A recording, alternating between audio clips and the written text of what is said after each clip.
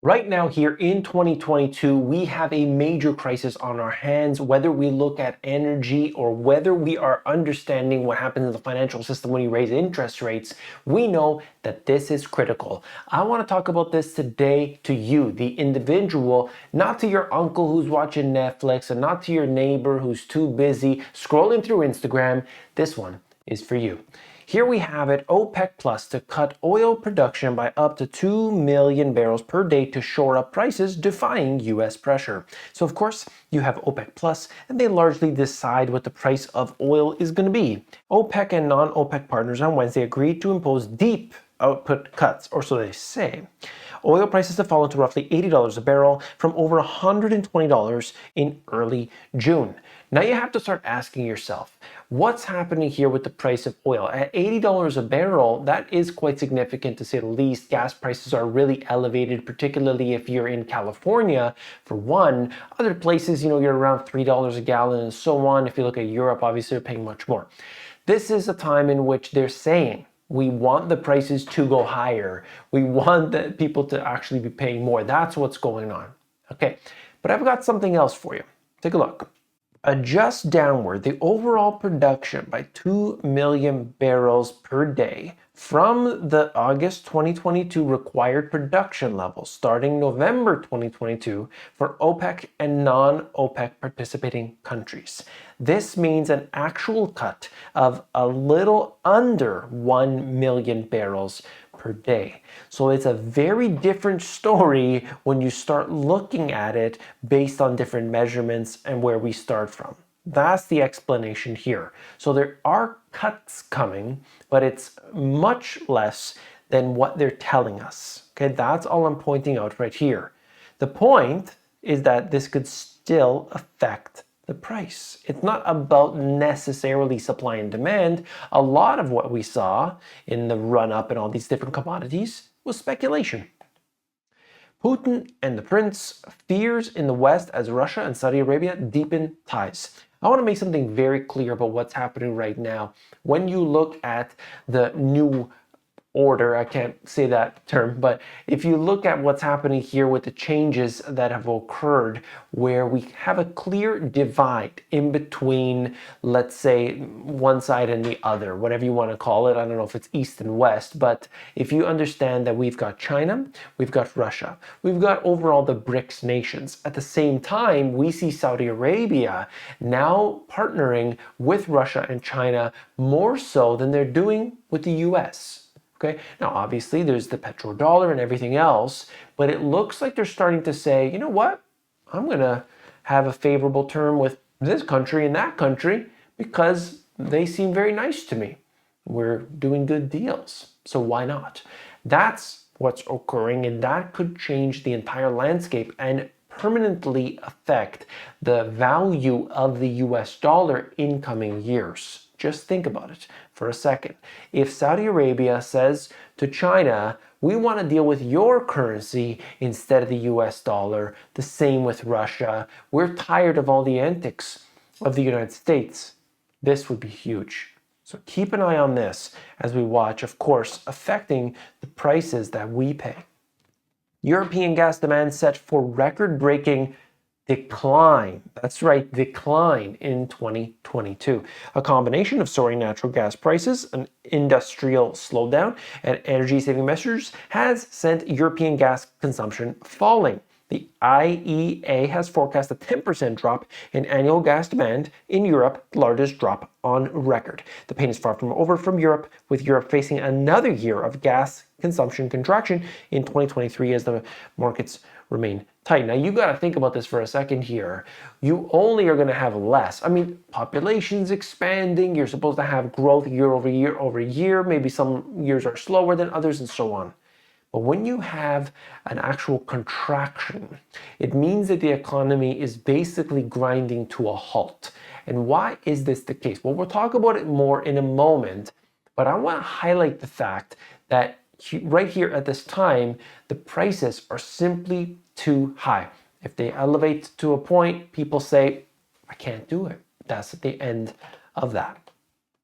This is something that I pulled up just from a report, and one of the things that I had talked about previously but wanted to mention it again, gas saving measures, okay? I love this term. Anyway, the EU adopted the regulation on coordinated demand reduction measures for gas at the end of July 2022. The regulation targets a 15% voluntary reduction in the EU's gas demand between the 1st of 2022 August and into 2023 compared to its 5-year average. They want to reduce gas consumption voluntarily by 15%. At the bottom paragraph it says, in the instance of a substantial risk of a severe gas supply shortage and or an exceptionally high gas demand, a union alert could be declared by the European Council, the unelected individuals, upon being postponed by the European Commission. The declaration of a union alert would trigger, look at this, mandatory gas reduction measures. It means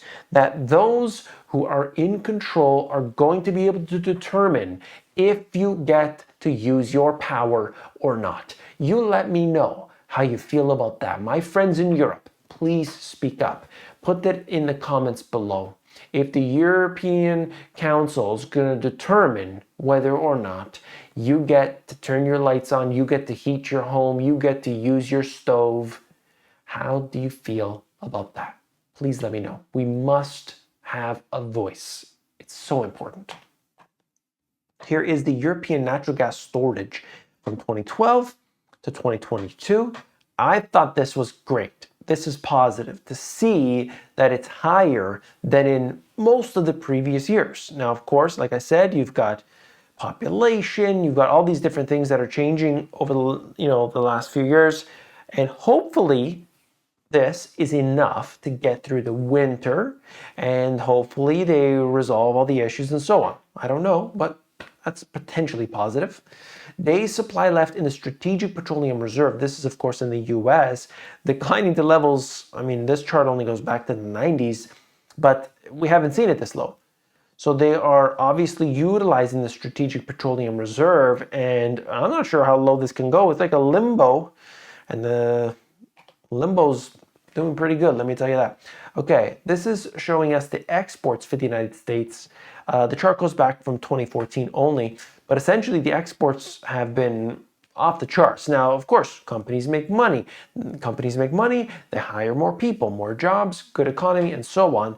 That's great, but I worry right now about what's happening in the United States as it relates to, the demand as well as the supply. If the demand is still going to stay high, people are going to pay more money. Okay, that's the way I'm looking at that, and I think it's really important to understand it.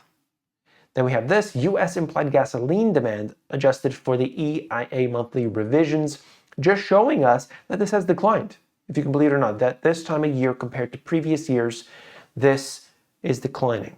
Now, is that because people are working from home? Is it because there's not enough people doing things today because stuff is too expensive? That's up to you to decide, but the facts remain that it has been declining. Okay, and Sweden braces for a winter of power shortages. Unfortunately, this is the case, and it's not just Sweden, but we look at it all over the place. There's much more in this article if you want to check it out. I just thought it was just, it's frightening, it's saddening at the same time, but we'll see what happens. This is great. Capturing the rainfall to fight drought in Mexico City. So I've talked about this before, water harvesting.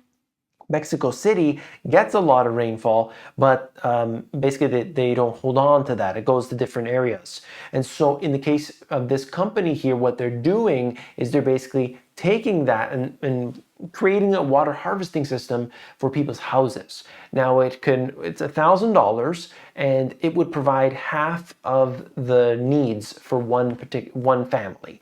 And of course, that's not amazing, that's not fantastic, but we're talking about something that could happen, that we can increase the self-sufficiency and preparedness of individuals, and if a lot more people get it, then it starts to lighten up the load on everybody else, and you don't have these mega crises that we see in the news every single day. Okay, that is so important. We need to do what we can. Okay, even we don't want to wait for the government to tell us that this is what we got to do. We need to do it for ourselves. Let me show you something right now. I want to break it down for you.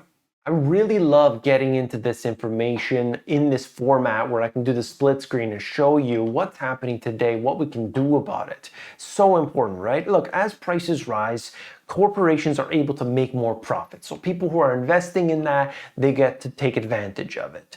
Consumers have to pay higher prices either directly or indirectly. While this helps to boost the economy, it takes away from savings. There is a limit, okay? That's important to understand. And then we have eventually prices get to a level in which is prohibitively expensive. Consumers spend less as a result. It's it's a fact. It's an absolute fact. Watch closely with the spending habits of consumers because this has a direct correlation to job losses. Okay, very key. And that's what gets me into the next aspect here.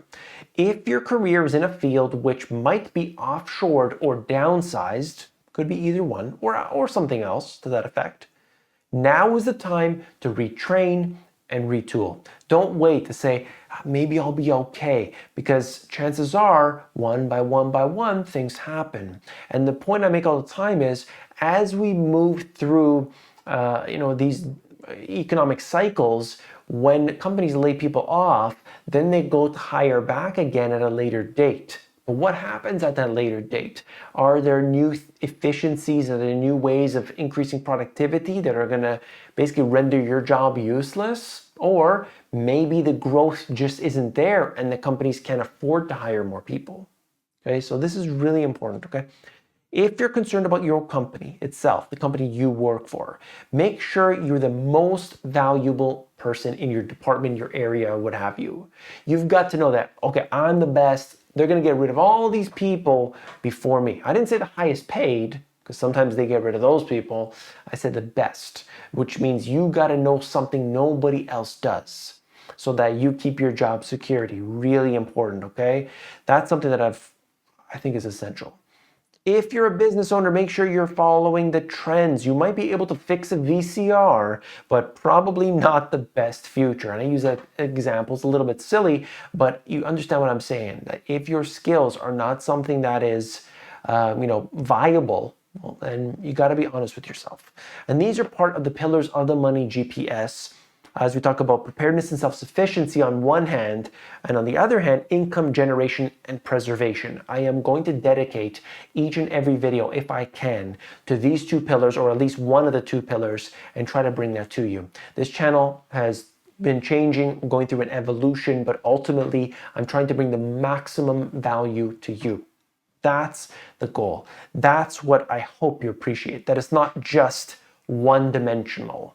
I want to bring the best information I possibly can to you. And if you appreciate it, write down there the subscribe button, and I will see you tomorrow.